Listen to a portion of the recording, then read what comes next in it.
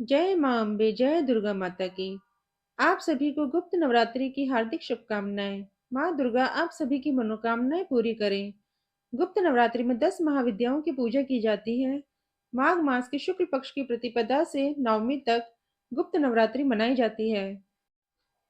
इस बार गुप्त नवरात्रि का आरंभ 30 जनवरी 2025 गुरुवार से होगा और इसका समापन 7 फरवरी 2025 शुक्रवार को होगा। सनातन धर्म में नवरात्रि को सबसे शुभ दिनों में से एक माना जाता है, जो कि माँ दुर्गा को समर्पित होते हैं। नवरात्रि वर्ष में 4 बार आती है, जिसमें से 2 गुप्त और 2 प्रत्यक्ष नवरात्रि होती है। प्रत्यक्ष नवरात्रि में जहाँ माँ दुर्गा के 9 रूपों की आराधना की जाती है, वहीं गुप्त नवरात्रि में 10 महाविद्याओं की पूजा की जाती है। किसी विशेष मनोरथ सिद्धि हेतु ये नवरात्र बहुत खास माने जाते हैं। कल से माघ मास गुप्त नवरात्रि का आरंभ हो रहा है। माघ मास के शुक्ल पक्ष की प्रतिपदा से नवमी तक गुप्त नवरात्रि मनाई जाती है। इस बार इसका आरंभ 30 जनवरी 2025 गुरुवार यानी कि आज से हो रहा है और इसका समापन 7 फरवरी 2025 यानी कि शुक्रवार को होगा। इस दौरान जिन 10 महाविद्याओं की पूजा की जाती है वह कुछ इस प्रकार है। माँ काली, तारा देवी, त्रिपुर सुंदरी, भुवनेश्वरी, माता छिन्नमस्ता, त्रिपुर भैरवी, माँ धूमावती, माता बगलामुखी, मातंगी और कमला देवी। गुप्त नवरात्रि को विशेष रूप से गुप्त साधनाओं के लिए जाना जाता है।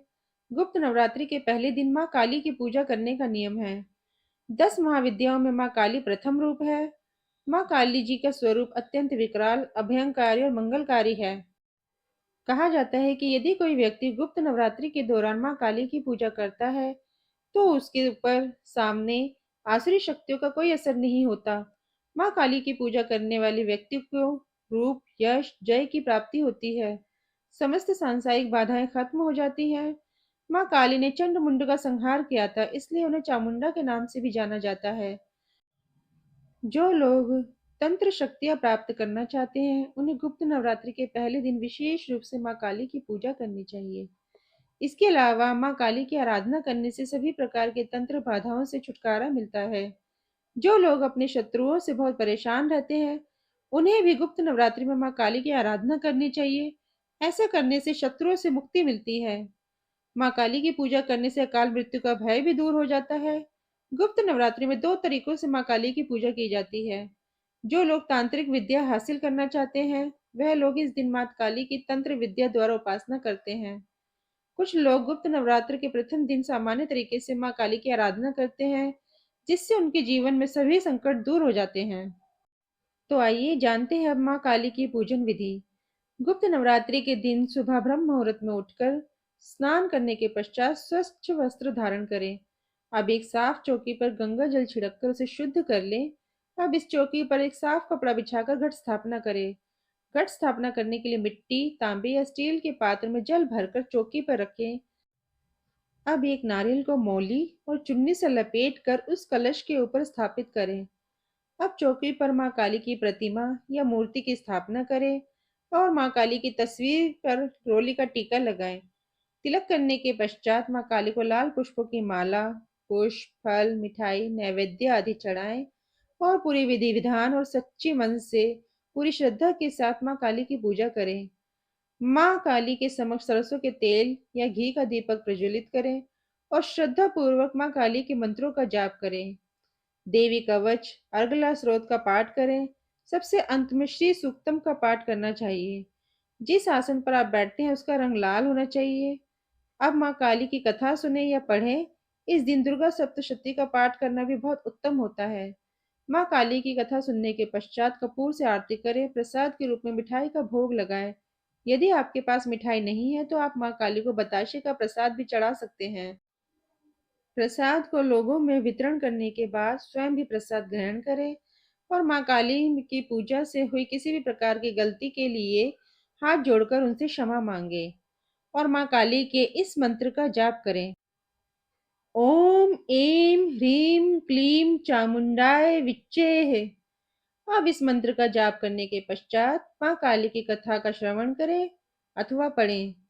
पौराणिक कथा के अनुसार एक बार दारुक नाम के राक्षस ने ब्रह्मा जी को प्रसन्न करके उनसे वरदान प्राप्त कर देवताओं और ब्राह्मणों को प्रताड़ित करना शुरू कर दिया और स्वर्गलोक पर कब्जा कर लिया। जिसके बाद सभी देवता भगवान विष्णु और ब्रह्मा जी के पास गए।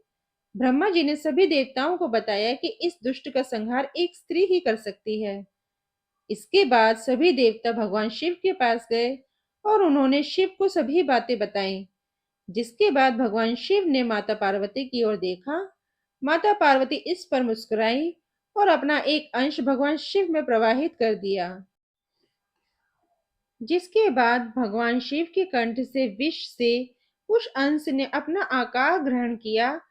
इसके बाद भगवान शिव ने अपना तीसरा नेत्र खोल दिया। उनके इस नेत्र से विकराल रूप वाली मां काली उत्पन्न हुई। मां काली के ललाट में तीसरा नेत्र और चंद्र रेखा थी। मां काली के भयंकर व विशाल रूप को देख देवता व सिद्ध लोग भागने लगे। जिसके बाद मां काली का दारुक और उनकी सेना के साथ भयंकर युद्ध हुआ। मां काली ने सभी का वध कर दिया, लेकिन मां काली का क्रोध शांत नहीं हुआ और मां काली के इस क्रोध से संसार भी जलने लगा। जिसके बाद भगवान शिव ने एक बालक रूप धारण किया और शमशान में लेटकर रोने लगे। इसके बाद मां काली उन्हें देखकर मोहित हो गई। इसके बाद मां काली ने बालक रूपी भगवान शिव को अपने गले से लगाकर अपना दूध पिलाया। जिसके बाद उनका क्रोध भी शांत हो गया। तो भक्तों, ये थी मां काली की कथा। अब हम मां काली की आरती का गायन करते हैं। अम्बे तू है जगदम्बे काली, जय दुर्गे खप्पर वाली, तेरे ही गुण गाए भारती। ओ मैया हम सब उतारे तेरी आरती। तेरे भक्त जनों पे माता भीड़ पड़ी है भारी। दानव दल पर टूट पड़ो माँ करके सिंह सवारी। सौ सिंहों से बलशाली, 10 भुजाओं वाली, दुखियों के दुखड़े निवारती। ओ मैया हम सब उतारे तेरी आरती। माँ बेटे का है इस जग में बड़ा ही निर्मल नाता। पूत कपूत सुने हैं पर ना माता सुनी कुमाता। सब पर करुणा अमृत बरसाने वाली, दुखियों के दुखड़े निवारती। ओ मैया हम सब उतारे तेरी आरती। नहीं मांगते धन और दौलत, ना चांदी ना सोना। हम तो मांगे माँ तेरे मन में एक छोटा सा होना। सबकी बिगड़ी बनाने वाली, लाज बचाने वाली, सतियों के संत सवारती। ओ मैया हम सब उतारे तेरी आरती। अम्बे तू है जगदम्बे काली, जय दुर्गे खप्पर वाली, तेरे ही गुण गाए भारती। ओ मैया हम सब उतारे तेरी आरती। जय दुर्गे माँ की, जय अम्बे माँ की, जय काली माता की।